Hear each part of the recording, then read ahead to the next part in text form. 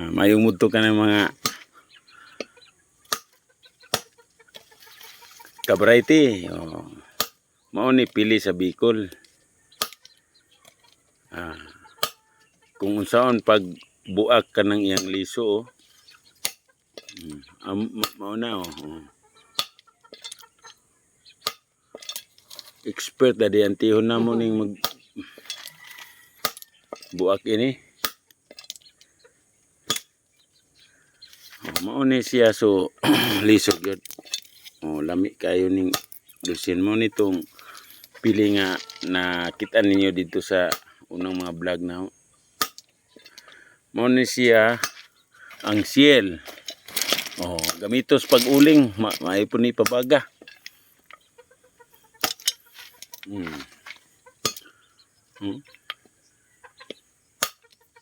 Master na magtilad sa pili Ako nga ni, dugay na ko rin sa Bicol, di ko kamawa na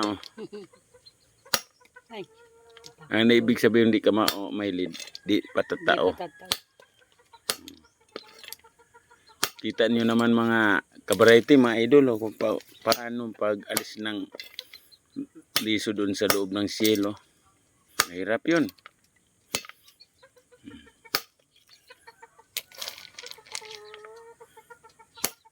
Ang tigas nun, kontrolado po ang angat ng itak. Kasi kung masobrahan man, tatalsikan yun. Simple pero mahirap trabahuin.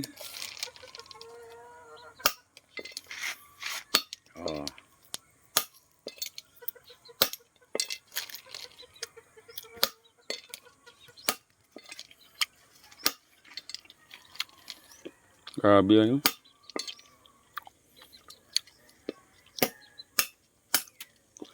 Yun ang delikasi dito. Yun ang pinakang sikat dito sa Bicol pag may kasalan. Kahit anong okasyon po. Kailangan ng may ganyan. Pag may ganyan ang okasyon na dulsing pili. Sikat ka tapos masabi yung matao. Yun ang okasyon may pili. Yun ang delikasi dito sa Bicol.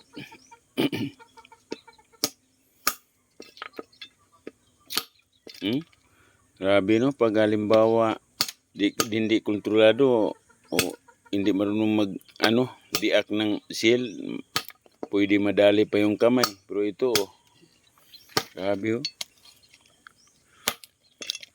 sige mga idol, mga ka-variety, kasi gusto nang tapusin yung ng tihon ko.